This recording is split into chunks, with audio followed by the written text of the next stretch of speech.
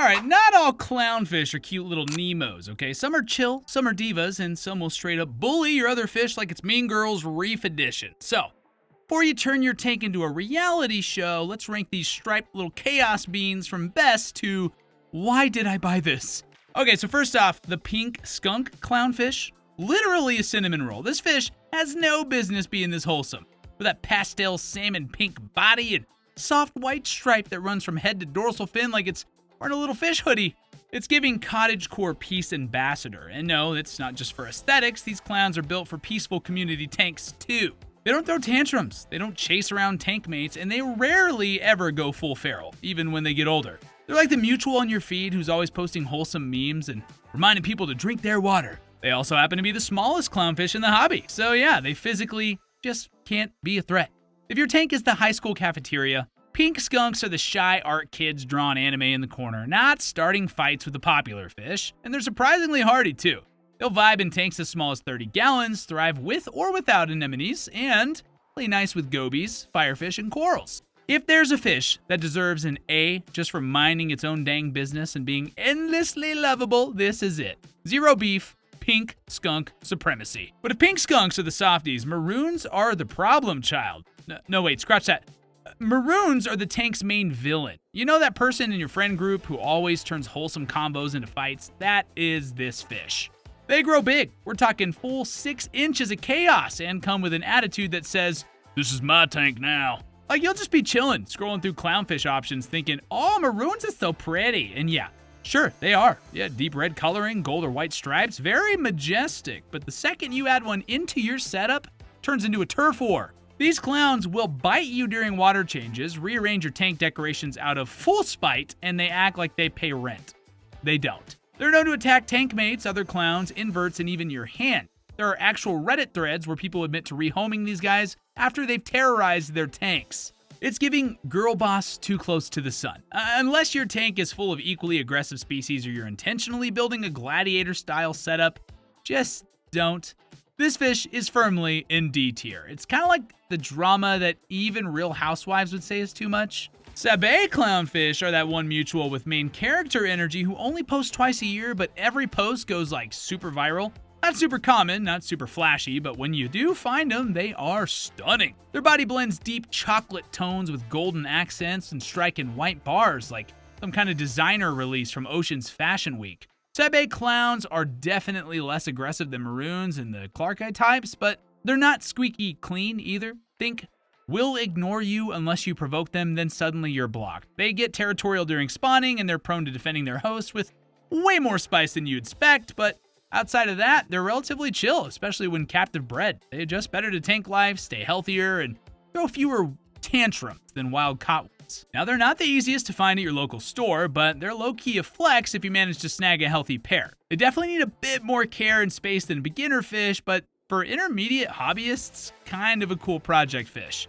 We're gonna place this one in B tier. Some attitude, but rare enough to be forgiven. Honestly, the fish equivalent of a Scorpio moon. Alright, this one. Clark's clownfish always looks like they just got done yelling at the manager. There's always something about the way they swim. Tail all stiff, eyes intense, that says, "I run this tank and I will be heard."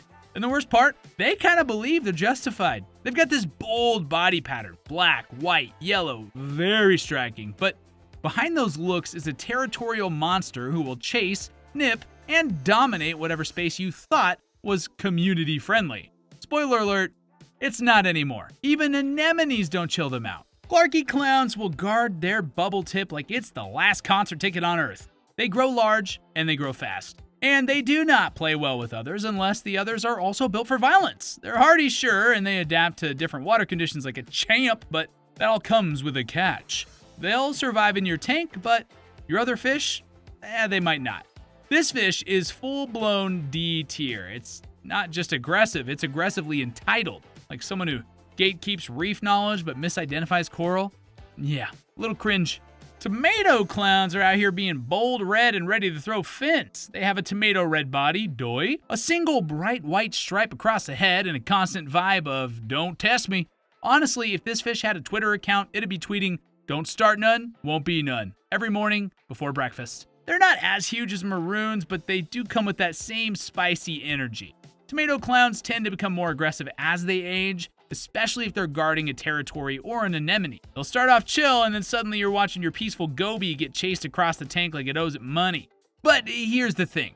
These guys are tough. Tomato clowns are borderline unkillable. They'll eat anything, tank anything, and survive your worst beginner phase. So they're a solid choice for people who want a low-maintenance fish with a high-drama aesthetic. So for those reasons, we're giving the tomato clown a solid C tier. Hardy, reliable, but not someone you'd want to share an Uber with after midnight. Okay, if clownfish had a press tour, the Ocellaris would be on every poster, every tank setup thumbnail, and doing collabs with anemones like its 2016 YouTube. This fish right here is the face of salt water. When people say Nemo, this is the guy they're picturing, even though the actual movie fish was a true Percula, but we'll get to that marine identity theft later. Yeah. Ocellaris clowns are everywhere for a reason. They're ridiculously hardy, peaceful enough for beginners, and they come in more varieties than your For You page during Pisces season. Want a classic orange-white trio look? That's the standard. Feeling edgy? Black Ocellaris. Want to pretend your fish is a snowflake in a peppermint latte? There's a designer for that too. There's also mist bars, snowflakes, frostbites, Picassos, Da Vincis, and storms. And no, that's not a Taylor Swift lyric drop. Those are all legit clownfish morphs bred for different stripe patterns and body colors. But here's the hot tip for you. The more natural the variety, the hardier the fish. Wild types and true form Ocellaris tend to live longer, swim better, and handle poor water conditions without going full fish funeral. But designer morphs, they're gorgeous, but sometimes they come with extra baggage like missing swim bladders, weird immune systems, or flappy fins that get caught in flow. So yeah, cute doesn't always mean chill. This fish right here is easy S tier. It's the backbone of the hobby, the gateway fish for 80% of reef tank owners, and the subject of our deep dive clownfish varieties video. You already know what to do after this. Open up a new tab and cue that bad boy up. Saddlebacks show up in fish stores looking all cute with their exaggerated white bars and funky body shapes. And you know, you think, wow, what a quirky little guy. Maybe I'll give him a home. Do not be fooled. This fish is that chaotic coworker who bakes cookies for the team and then sends passive-aggressive emails in Comic Sans. They grow pretty big, pushing 5 to 6 inches when fully adult, and the attitude scales with the size, so that's fun.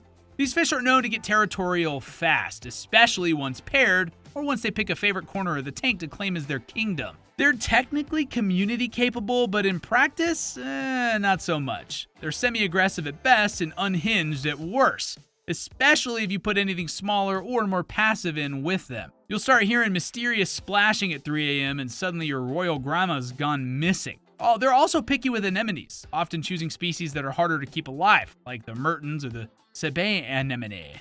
So now not only is your fish aggressive, but it's demanding designer furniture too. Yeah, love that.